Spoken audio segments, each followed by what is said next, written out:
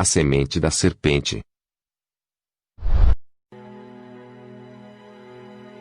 A semente da serpente é uma doutrina originária de textos judaicos antigos que foi disseminada a partir do livro escrito pelo americano William Branham em 1958.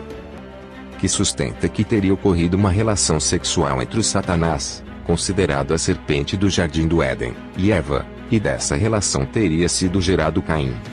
A palavra semente, nesse contexto, seria interpretada como descendência ou fruto, um filho. No Talmud, Shabat, pode-se ler: Por que são impuros os goim, gentios, não judeus? Porque não estavam presentes no Monte Sinai? Porque quando a serpente se introduziu dentro de Eva, transmitiu-lhe a sua impureza. Porém os judeus foram purificados disso quando estiveram no Monte Sinai. Porém os goim que não estavam no Monte Sinai, não foram purificados. Em Gênesis capítulo 3, versículos de 15 a 16, diz o seguinte: E porei inimizade entre ti, e a mulher, e entre a tua semente, e a sua semente. Esta te ferirá a cabeça, e tu lhe ferirás o calcanhar. E a mulher disse: Multiplicarei grandemente a tua dor, e a tua conceição, com dor darás à luz filhos, e o teu desejo será para o teu marido, e ele te dominará. Esse desejo é o libido sexual. A tua semente seria Caim, filho de Eva, com Satanás, e a sua semente seria Abel, filho de Eva com Adão. Assim seria Caim um ser híbrido, metade humano metade serpente, no sentido genético, pois teria também os genes da serpente em sua formação. Segundo William Branham, a Bíblia do Rei James traduz a palavra engano como sexualmente seduzida, diferentemente da maioria das outras versões, o que reforça esses conceitos. Gênesis capítulo 3, versículo 13.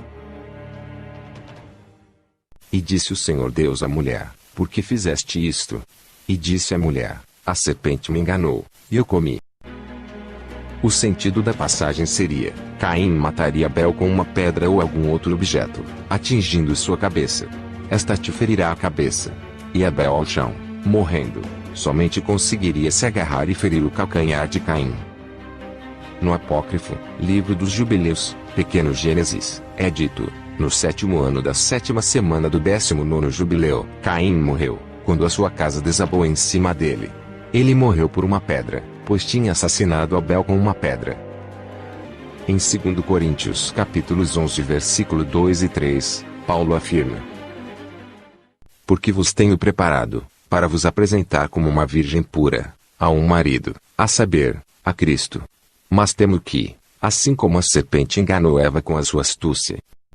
Seria possível associar esses termos à virgindade de Eva, já que Paulo se referia à pureza, virgindade, da igreja.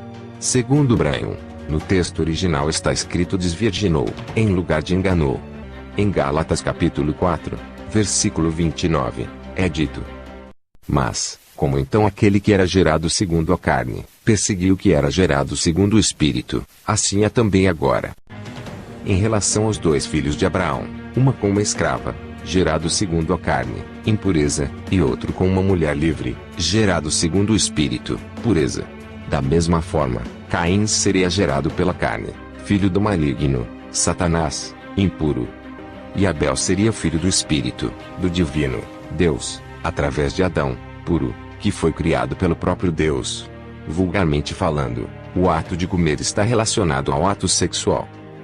E em Provérbios capítulo 30, versículo 20, está escrito com o mesmo sentido, e da mesma forma. O caminho da mulher adúltera é assim. Ela come, depois limpa a sua boca e diz: Não fiz nada de mal. Ainda seguindo a teoria de Branham, a serpente teria ensinado o ato sexual tanto a Eva, engravidando-a, como talvez a Adão, expondo o que seria o primeiro ato homossexual dentro da Bíblia.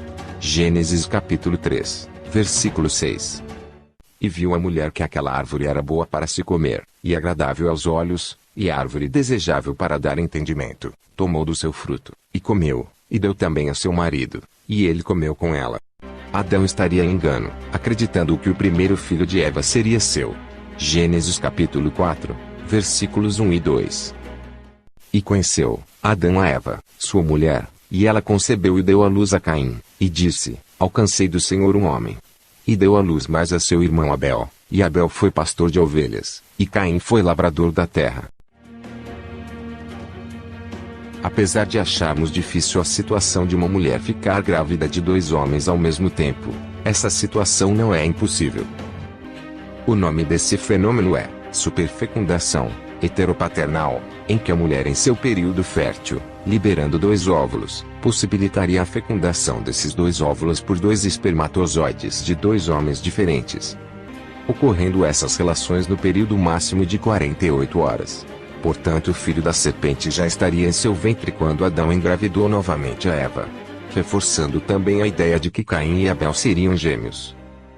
Também sustentada pelo fato de na Bíblia só ser relatado um ato de relação sexual, conhecer, entre Adão e Eva para originar os dois irmãos. Já em relação ao seu próximo filho, Sete, é falado em novo conhecimento. Gênesis capítulo 4, versículo 25. E tornou Adão a conhecer a sua mulher, e ela deu à luz um filho, e chamou seu nome Sete, porque, disse ela, Deus me deu outro filho em lugar de Abel, porquanto Caim o matou. Para os judeus, a peçonha, colocada em Eva por Lúcifer, só seria retirada do povo de Israel com o novo pacto estabelecido por Deus, aos hebreus, no Monte Sinai. Episódio relatado em Êxodo capítulo 34, versículos de 10 a 28.